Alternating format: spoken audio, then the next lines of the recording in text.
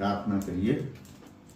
પરમ કૃપાળુ, પવિત્ર અને જીવતા ઈશ્વર, આજના આ વચનો દ્વારા તમે અમારી સાથે વાત અને વ્યવહાર કરો અને એ વચનો દ્વારા અમે જે શીખીએ એ અમારા હૃદયમાં ઉતરે, અમારા જીવનમાં ઉતરે અને અમે એનો અમલ કરીને તમારા નામનો મહિમા કરનારા તમારા બાળકો બનીએ એવી કૃપા તમે અમને આપો। ઈસુ અમારા પ્રભુના નામમાં અમારી પ્રાર્થના સાંભળો, આમીન। પ્રભુ ઈસુ ખ્રિસ્તમાં વાલા ભાઈઓ અને બહેનો, આપ સર્વને પ્રેમી સલામ। ફરી એક વખત આપણને આ તક મળી છે કે જેમાં આપણે ઈશ્વરના નામથી ઈશ્વરના વચનોનો અભ્યાસ કરવાને માટે એકઠા મળી શક્યા છીએ। પ્રભુ ઈસુ ખ્રિસ્તના શિષ્યો તરીકે જ્યારે આપણને પસંદ કરવામાં આવ્યા છે ત્યારે શિષ્યપણું શું છે એ જાણવું ખૂબ અગત્યનું છે। નવા કરારમાં લૂકની લખેલી સુવાર્તા તેનો 9મો અધ્યાય તેની 57મી કલમથી 62મી કલમ સુધી 3 એવી વ્યક્તિઓના જીવન વિશે આપણને જોવા મળે છે કે જેઓએ શિષ્યપણા માટે પોતાની તૈયારી બતાવી અને એમ માની લીધું કે અમે ઈસુના શિષ્યો છીએ, પરંતુ એ સંજોગો અને પરિસ્થિતિ એવી ઉત્પન્ન થઈ, પ્રભુ ઈસુએ એમની સાથે જે વાતચીત કરી એ બધામાં એમની શિષ્યપણાની જે પરખ થવાની હતી એ આપણને અહીંયા જોવા મળે છે। અને તેથી વાલાઓ, જ્યારે આપણે પ્રભુ ઈસુની પાછળ ચાલીએ છીએ ત્યારે આપણે માટે પ્રભુનું વચન એ શિક્ષણ આપે છે કે આપણે શિષ્યપણાની એ પરખમાં, એ કસોટીમાં આપણે ફતેહ પામીએ છીએ, સફળ થઈએ છીએ કે નહીં। લૂકની સુવાર્તા તેનો 9મો અધ્યાય એની 62મી કલમ એમ કહે છે કે હળ પર હાથ દીધા પછી પછવાડે જુએ તો તે દેવના રાજ્યને યોગ્ય નથી। હળ પર હાથ દીધા પછી પછવાડે જુએ તો તે દેવના રાજ્યને યોગ્ય નથી। વાલાઓ, જ્યારે આપણે શિષ્યપણાની વાત કરીએ છીએ ત્યારે શિષ્ય કેવો હોવો જોઈએ એને માટે કસોટી થાય છે।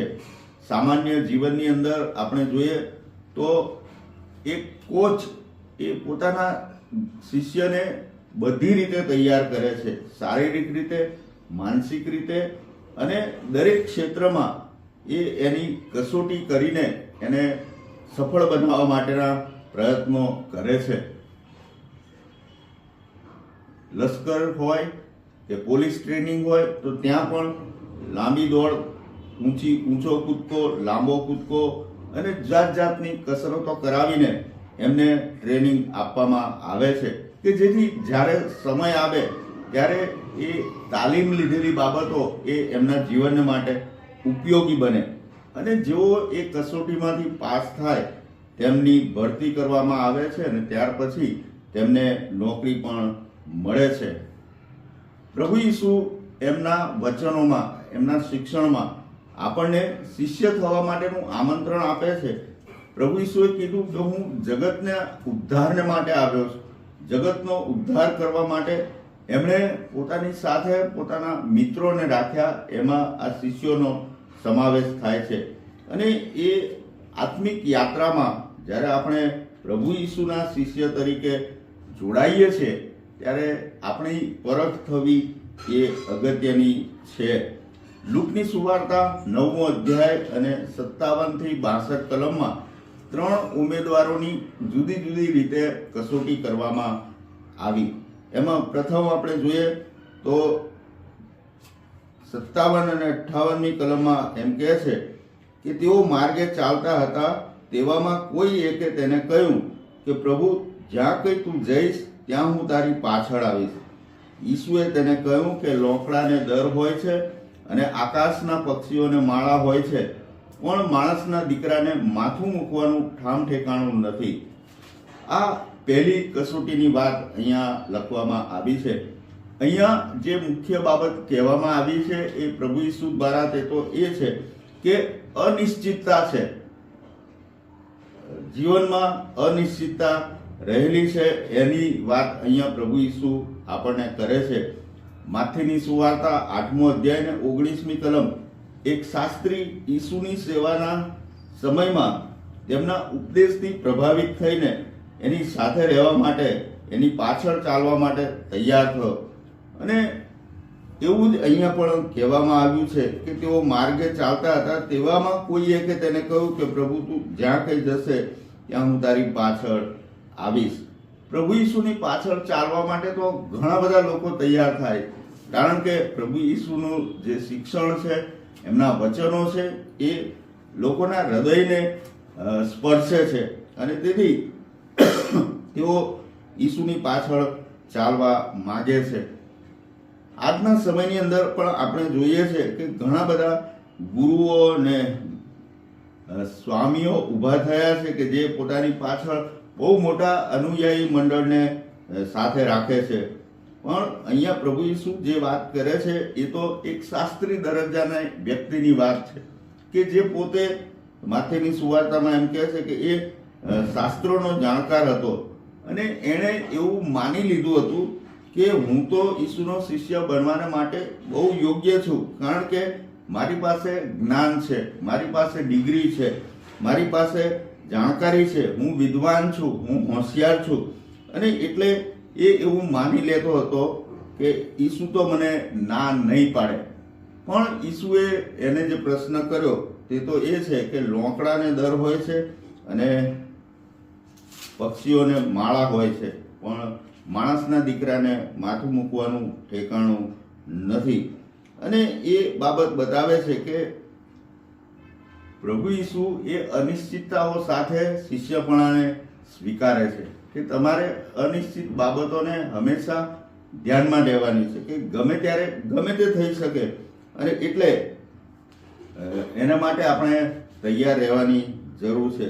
જો પ્રભુ ઈસુના શિષ્ય થવું છે તો અનિશ્ચિતતાઓ ઉપર આપણે નિર્ભર રહેવું પડશે, કારણ કે જો ઈસુની પાછળ ચાલીશું તો કોઈ મહેલમાં કે કોઈ સારી જગ્યા ઉપર જ આપણને રહેવાનું મળશે એવું નથી.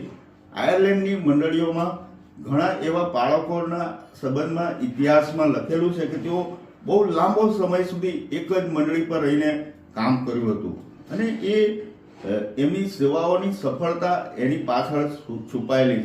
પરંતુ પ્રભુ ઈસુ જે બાબત અહીંયા કહે છે તે તો એ છે કે અનિશ્ચિતતાઓ કે ગમે ત્યારે તમને ત્યાંથી કાઢી શકાય છે અથવા તો દૂર કરી શકાય, અને એને માટે આપણે તૈયાર રહેવું જોઈએ. પ્રભુ ઈસુ કહે છે કે લોકડાને દર હોય અને આકાશના પક્ષીઓને માળો હોય, પણ માણસના દીકરાને માથું મૂકવાનું ઠેકાણું નથી. એટલે પ્રભુ ઈસુ પોતે પણ અનિશ્ચિતતાઓ સાથે જોડાયેલા હતા, અને એના શિષ્ય તરીકે આપણે પણ એ અનિશ્ચિતતાઓનો સામનો કરવાનો રહેશે.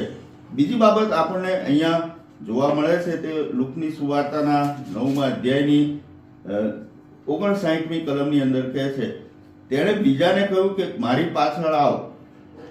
સામેથી પ્રભુ ઈસુ કહે છે કે તું મારી પાછળ આવ, પણ એ વ્યક્તિ અહીંયા બહાના કાઢે છે. અહીંયા કહે છે કે પ્રભુ મને રજા આપ કે હું પહેલા જઈને મારા બાપને દાટું.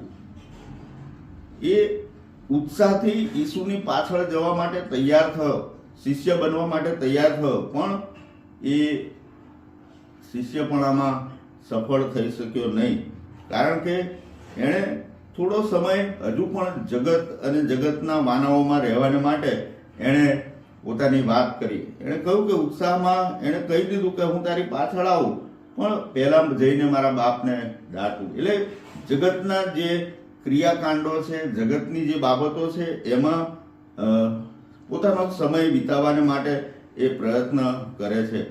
આજે જોઈએ તો ઘણી બધી મોટી ક્રુઝેડો થાય, એમાં લોકો ઉત્સાહથી પ્રભુ ઈસુનો સ્વીકાર કરવા માટે હાથ ઊંચા કરી દે, પણ જેમ પાણીનો પરપોટો ફૂટી જાય તેમ તેમનું જે ઉત્સાહ છે એ પણ વિલોમ થઈ જાય છે. અને શિષ્યનું કામ તો દેવના રાજ્યને પ્રગટ કરવાનું છે. ઈસુ પરિવારનો વિરોધ કરે છે એવું નથી. પરિવારની વાત આવે ત્યારે પ્રભુ ઈસુએ પોતે પણ પોતાના માતા પિતાને મદદરૂપ બન્યા હતા, ભાઈઓને મદદરૂપ બન્યા હતા, અને ત્યાર પછી જ્યારે એમનો સમય આવ્યો ત્યારે તેઓ જે સેવાના માટે નીકળ્યા હતા. અને બાઇબલનો ઇતિહાસ એવું કહે છે કે જ્યારે તેઓ 12 વર્ષના થયા ત્યાર પછી 30 વર્ષની ઉંમર સુધીનો જે સમય છે એ એમણે પોતાના પરિવારની સાથે વિતાવ્યો હતો. પરિવારને એમણે મહત્વ આપ્યું હતું. પણ પછી જ્યારે એમને તેડું મળ્યું ત્યારે તેઓ એ તેડાને અગ્રિમતા આપીને, પ્રાયોરિટી આપીને સેવાને માટે નીકળ્યા હતા. અને એટલે કહેવાનો મતલબ એટલો જ છે કે શિષ્યપણામાં સેવા કરવા માટે પરિવારનો ભોગ પણ આપવો પડે છે. પછી આપણે જોઈએ છીએ કે પ્રભુ ઈસુએ પોતાના પરિવારની ચિંતા કરી નથી. એ છેલ્લે સમયે જ્યારે વધસ્તંભ પર મરણ પામતા હતા ત્યારે એમણે પોતાના પ્રિય શિષ્યને કહ્યું કે જો તારી માં, અને શિષ્યને કહે છે કે આ તારો દીકરો છે, અને એ વચન ત્યાં કહેવામાં આવ્યું. પરંતુ અહીંયા આપણે જોઈએ તો ઉત્સાહમાં આવીને ઈસુની સેવા કરવી એ ઘણી બધી વખત મુશ્કેલીમાં પણ મૂકે છે. અને એટલે શિષ્યપણા માટે જ્યારે ઈસુએ તેડું આપ્યું ત્યારે એ પોતાના બાપને અને પોતાના કુટુંબની ચિંતામાં પડ્યો હતો.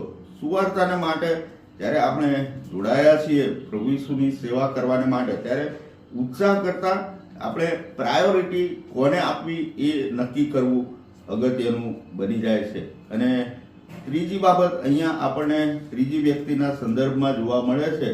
તે તો 61મી કલમની અંદર 61 અને 62 કલમમાં લખવામાં આવ્યું છે. એક બીજાએ પણ તેને કહ્યું કે પ્રભુ, હું તારી પાછળ આવીશ, પણ પહેલવેલા જેઓ મારે ઘેર છે તેઓને છેલ્લી સલામ કરી આપવાની મને રજા આપ. પ્રભુ ઈસુ શિષ્યપણામાં જ્યારે આપણી કસોટી કરે છે ત્યારે એ આપણું સંપૂર્ણ સમર્પણ માગે છે. અને 61 અને 62માં આપણને જોવા મળે છે એ તો એ છે કે શિષ્યપણાની સફળતા માટે સમર્પણ જરૂરી છે. દરેક પરિસ્થિતિમાં એ સમર્પણ કરવાની વાત આવે છે. એવી જ એક વાત જૂના કરારમાં આપણે રાજાઓના પહેલા પુસ્તકના 19મા અધ્યાયની 19 થી 21 કલમની અંદર જોઈએ છે. ત્યાં ઈશ્વરે એલિયાને દર્શન આપીને એમ કહ્યું કે તું જઈને તારી પાછળ એલીસાનો અભિષેક કર. અને એ કાર્ય કરવા માટે જ્યારે એલિયા એલીસાના ઘર તરફ જતો હતો ત્યારે માર્ગમાં એ ખેતી કામ કરતો હતો.